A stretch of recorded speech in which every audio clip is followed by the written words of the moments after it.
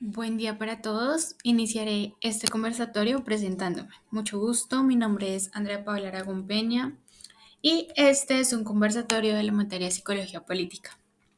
Aquí vamos a abordar la pregunta de qué manera el análisis crítico del discurso contribuye a mostrar elementos ideológicos, políticos y dominantes en los discursos sociales. Aterrizaremos este conversatorio con ejemplos reales en donde vamos a dar respuesta a la pregunta.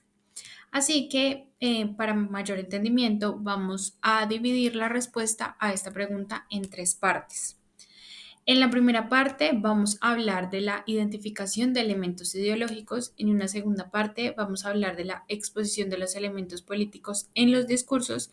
Y por último vamos a hablar de la revelación de los discursos dominantes y de las relaciones de poder.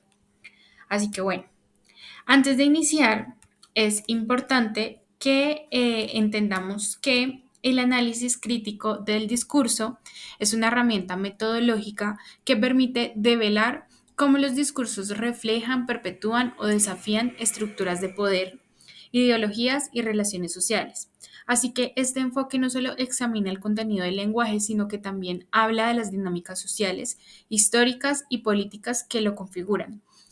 Y además, pues a través de la crítica de los discursos, el análisis crítico del discurso revela los elementos ideológicos, políticos y dominantes que subyacen a los discursos sociales que habitualmente estamos acostumbrados a escuchar. Así que bueno, iniciemos. Primero vamos a hablar de la identificación de elementos ideológicos. La ideología se manifiesta en los discursos como un sistema de creencias y valores que influyen en la percepción del mundo y en las relaciones sociales.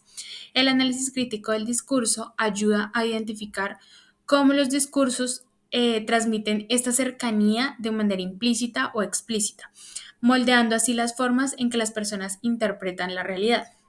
Por ejemplo, en el caso de la organización comunitaria en Soacha, el discurso de Fernando nos habla sobre la motivación para participar. Y este discurso refleja una ideología de resistencia frente a la desigualdad social. Expresiones como mejorar las condiciones de vida sugieren una narrativa ideológica que desafían el orden dominante y reivindica el derecho a condiciones dignas para todos. El análisis crítico del discurso permite desentrañar estas ideologías cuestionando cómo se posicionan frente a otras narrativas y que justifican pues la exclusión o la inacción sí, de las autoridades o pues en este caso del gobierno local. Luego vamos a hablar de la exposición de elementos políticos en los discursos. El análisis crítico del discurso muestra cómo los discursos sociales están intrínsecamente relacionados con el poder y con la política. Cada discurso es una herramienta para influir en la toma de decisiones, la construcción de identidades políticas y la organización social. En el testimonio de Juan, por ejemplo, menciona que la organización fomenta talleres sobre derechos y ciudadanos, además de mecanismos de participación como cabildos, audiencias públicas y demás.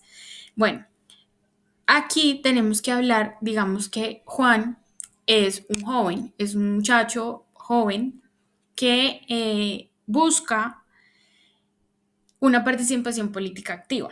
Este tipo de discursos politiza a los individuos transformándolos en actores conscientes de sus derechos y deberes. A través del análisis crítico del discurso se visibilizan las estrategias discursivas para que puedan empoderar comunidades históricamente marginadas, conectándola con espacios de poder formal y de toma de decisiones. Por último, hablamos de la revelación de discursos dominantes y de relaciones de poder. El análisis crítico del discurso permite analizar cómo los discursos dominantes perpetúan las estructuras de poder y desigualdad. Al mismo tiempo, ayudan a identificar los contradiscursos que buscan resistir y transformar estas dinámicas. En contextos como el de Suacha, donde las condiciones de vulnerabilidad y exclusión son persistentes, los discursos dominantes suelen legitimar estas desigualdades como inevitables o naturales.